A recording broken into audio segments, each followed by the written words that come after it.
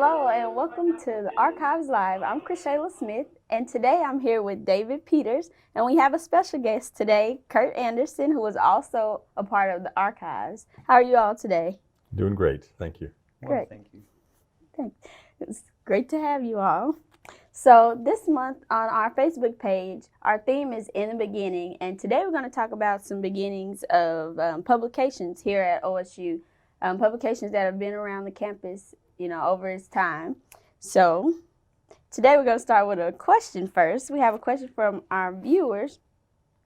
Tatum Wallace, her question is, what was the first OSU publication? Okay, Tatum, the first publications were from the Agricultural Experiment Station.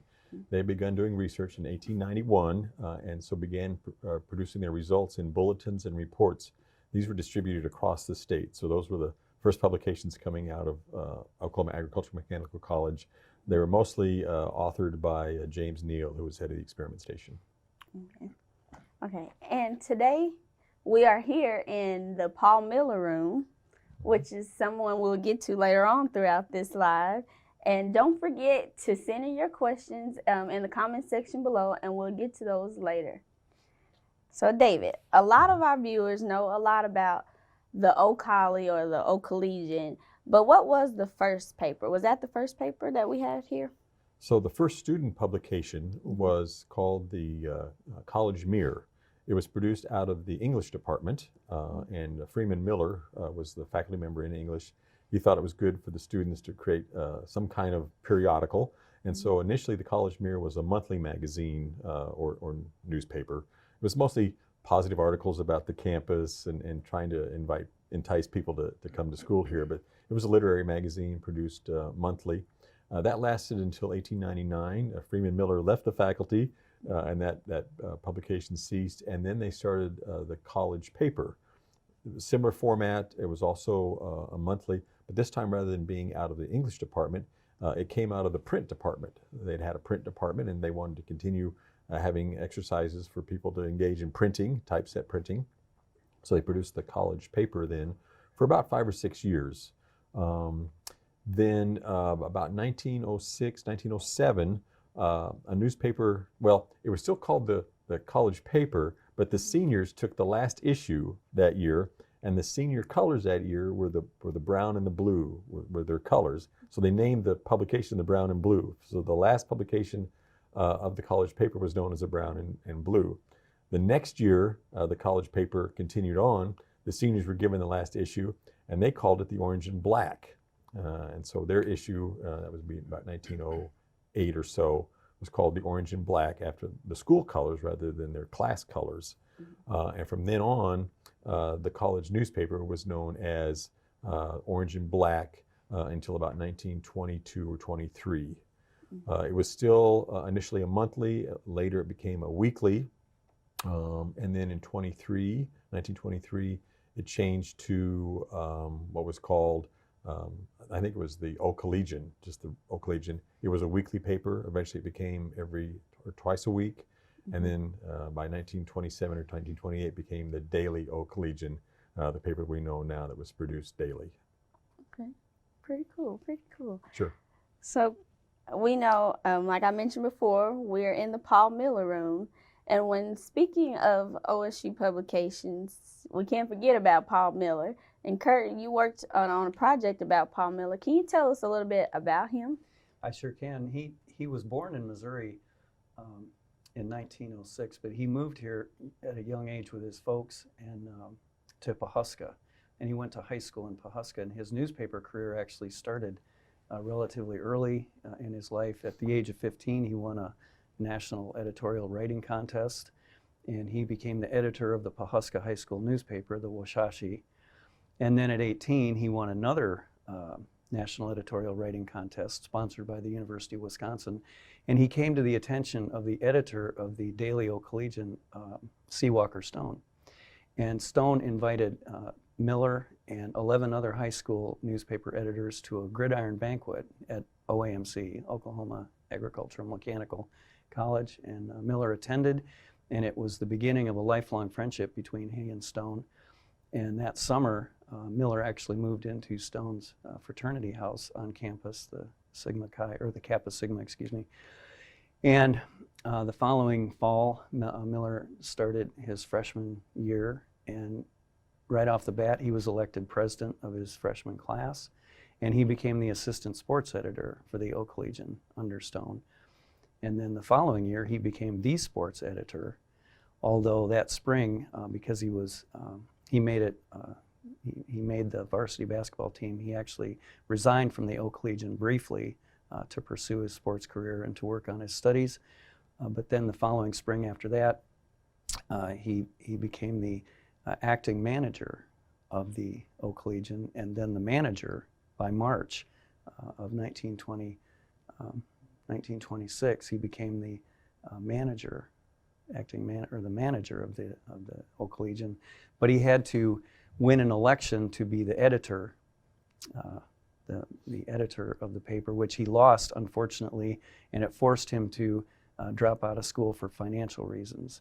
And from 1928 to 1930, he moved to Norman and became a student at the University of Oklahoma. But then he returned in 1930 at the request of President Henry Bennett, and he became the director of the Department of Information and Services, which was responsible for disseminating news articles about OAMC to papers around the state. And then in 1932, even though it was prior to his graduation, he left and joined the Associated Press, and he would have a career with the Associated Press for the rest of his working life. Very cool. And I know the journalism building is named after him as well. Yes, it sure is.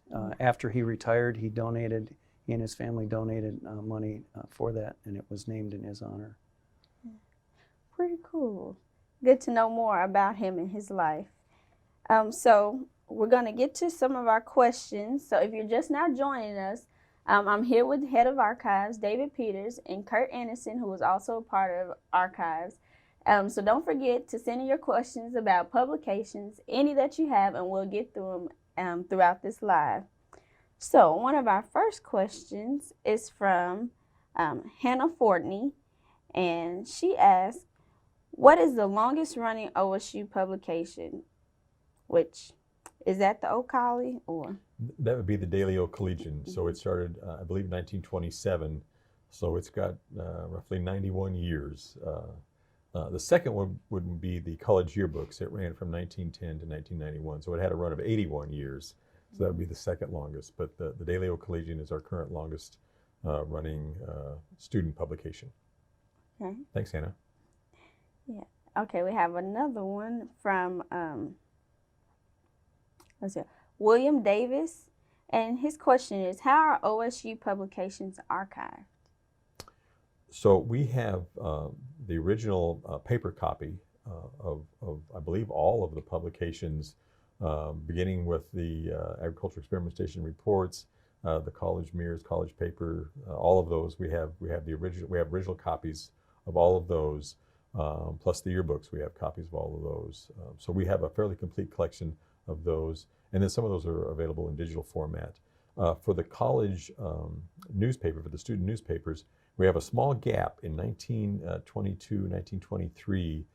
It was a difficult year. We had 4 presidents of the college that year, and a number of issues. We don't know whether it's quit production or we just don't have copies, but we do have a small gap in that period.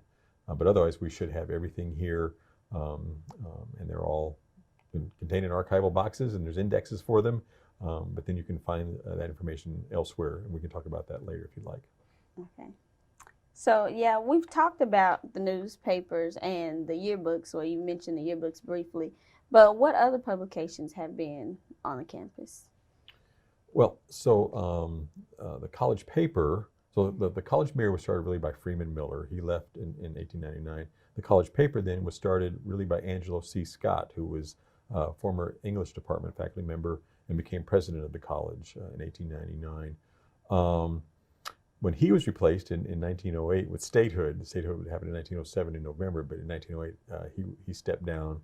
And the next guy that came in, John Connell, came out of a publication background. And so he's the one that encouraged then the last college paper being used by the seniors as a kind of a yearbook or a summary. But he thought there also should be a yearbook. And so he kind of split off from the newspaper the yearbook. And so that's when the yearbooks began publication in 1910. He also felt there was a need for a publication on campus that would be distributed across the state. In addition to the reports and bulletins coming out of the experiment station, he thought there needed to be more news about the college. And so he created a publication called The New Education. It was produced twice a month, and it lasted until about 1915. It lasted until he was replaced as president. And so there seems to be a close tie to individuals being associated with publications, and when they're here, it's active, and as soon as they go, the publication ceases. But those are the earliest ones. When Henry Bennett comes to campus, he felt there was a real need for the university to reach out to its alum base, and so he began a publication. I think it was initially called A&M Magazine, but that started in 1929. This might be in the running for the longest running publication. It's had a number of different titles through the years. So it was A&M Magazine, it was OSU Magazine, it was called Outreach, and now we know it as State Magazine. And so that has been in publication for 1929 to 2018, so a little shy of 80 years. A little shy of 90 years. I'm not very good at math. You're right, 90. 90, so it's 89 years. Yes. Wow. It's a long time. We have a question actually about some of our publications. Taryn Mormon would like to know, how have OSU publications changed over the years? So you mentioned the evolution of the newspapers, and also like what is now State Magazine. Was there anything else, like we have the OkState TV, the radio, those things? Mm-hmm. The thing that you notice if you have a chance to look at the older publications, the graphics have really expanded. Initially, they were just a typeset, and so it's just written stories. There's very few graphics in them, and you go from story to story, but there was no pictures. Rarely were there pictures. But now, it's filled with graphics. And so overall, I think that's the biggest change in all of them, is the use of graphics, the integration of that kind of additional context for the articles. Right. Okay. And you do have the old yearbooks that are accessible to the public, Mm-hmm. that they can come and see here in the archives, correct? Yes, we have a copy here. There's a copy in the browsing room, and there are also copies available up in the main library. I believe they're on the 4th floor. Okay. Do we have any pictures of, or the oldest yearbook? Do we have that? Let's see here. Let's try to find. Did I miss it? Oh, so here's a picture from the 1910 yearbook. That's the first one. It's the dedication page. It was dedicated to Lowry Lehman Lewis. Dr. Lewis was in charge of our Vet Med program and was acting president actually in 1914, 1915. But Dr. Lewis was very instrumental in the development of the biological sciences on campus, was revered by the students, and he also was created the first track on campus. He helped the students lay out the first track facility and football field. So here's a page or actually 2 pages from the first 1910 yearbook dedicated to Dr. Lewis. And here's a little article, a story that talks about A&M publications on time. So they mentioned the Orange and Black, the yearbook, and the New Education, which all came out within the year or so of this. So that's an example from the yearbooks. And these are all available online for people to review. And you can search. They were entered so that you could do a search on the content. Okay. Going back to Paul Miller briefly, in addition to his work on the Oak Legion, he also was the sports editor for the yearbooks while he was a student here for 4 years. Well, good to know. Okay. So, David, you mentioned that you can find, that our viewers can find the yearbooks and more like that online in the digital collections, correct? Mm-hmm. Okay. Is there also a collection for the Oak Collie? Yes. So the Daily Oak Collegian, all of those have been digitized, and you can search the whole collection or individual titles. So those are available online in our digital collections. So that and the yearbook are very popular and very, if you're looking for information about things that happened back in time, those are the first two places I would go. And where can our viewers go to find more information about Paul Miller? So we have a Paul Miller collection, and we have, I believe, a website with Yes. additional information about Paul Miller. And so they can go to that. Dr. Anderson has done an excellent guide for the research materials that are available there, and we have indexes to all of that material. And so we're glad to help people explore the life of Paul Miller. We have some pictures of Paul here. Here's Paul when he was a news editor. I think he was probably in Pawhuska at the time. Not Pawhuska. Where was his first? Okema. Okema. Okema, the yeah. daily leader. And here he is later on in life. He worked in Rochester, New York, I guess, for a number of years. As the editor and As the publisher editor. of the Times-Union and the Democrat and Chronicle. Right, which was some of the early Gannett Papers. Yeah. papers. I'm not sure who the gentleman is he's with here, but very active both in the newspaper industry and in his community, and as a CEO of Gannett Corporation. Let's see. And I don't know if they're interested or not, but here's from the College Mirror. But if they look at this, they can see that it's almost exclusively a literary magazine produced by the students telling their stories. A good introduction to Paul Miller's life and career is right here on the second floor of the library in our interactive display out there. Okay. We have a few more questions, so we're going to get back to those. One of our questions is from Anthony Jones, and he would like to know what publications have come and gone at OSU. So some have changed titles, but like the New Education has come and gone. It's no longer with us. And besides, well, then the yearbook, of course, is no longer being produced. It's been 27 years since it was produced. There have been several attempts to try to bring back a yearbook, but haven't succeeded at that. So I would say the New Education and the yearbooks. I'm sure there's other publications that have come and gone. I'm just not as familiar with those. Another one was the state sports news that Paul Miller worked on. It was a vehicle to recruit athletes at OAMC when he worked here, but I don't think that's in existence anymore. No. I'm sure there's a number of other ones that had a short run and then just faded. Yeah. We actually have a question from Tanya Powell, and her question is, what is the shortest running publication? Well, the ones I mentioned, the New Education only ran about 5 years, so that's a fairly short run.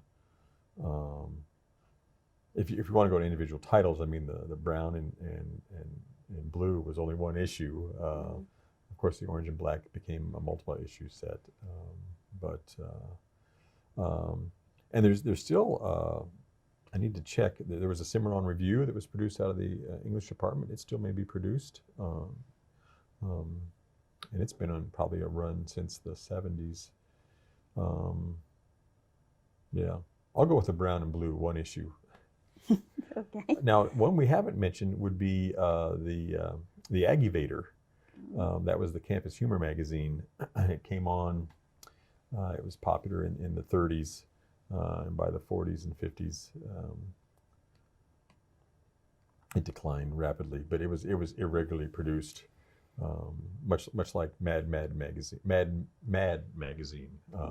was I guess questionable humor magazine. That was another one that was produced on campus, mostly by students. Okay, interesting. So before we leave, we have one more question, and this is from Tori Wallace, and I guess this is for both of you. What is your favorite part of working with old publications? You worked with some of Paul Miller's, and then you work with everything else. So what's been your favorite part? Well, my favorite part as a historian would be just the wonder of the primary sources that we have here. Being able to see history as it was printed and how people felt about what they were doing and where they lived and their achievements at the time. That to me is the most rewarding aspect of it.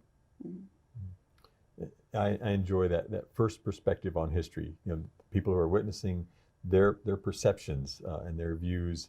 You know, and now looking back from hindsight, we can say, well, that didn't happen that way, or we understand the context for that. But they're in the moment, and so to get their impressions of what's going on and what they think is significant at that time, I always find especially meaningful. It helps sometimes provide perspective on the things that we see right now, and we think, oh, that's really important. Well, maybe it's not going to be as important as we thought. And so to have that perspective from individuals as they experience events in their lives, I find especially rewarding.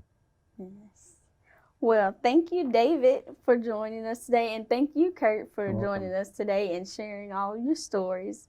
And thank you all, our viewers, for joining us today and sending in questions. If you have any more questions, you can still post them in the comment section, and we can still answer them later on. And don't forget to check out all of the things we talked about today on our digital collections on the library's page. And don't forget to also check out our YouTube page for more videos on, we have videos on old buildings on campus, and also take a look at our history pin collection to see buildings and other things that have gone and are still here and are gone on campus. Thank you for watching, and we'll see you next time on Archives Live.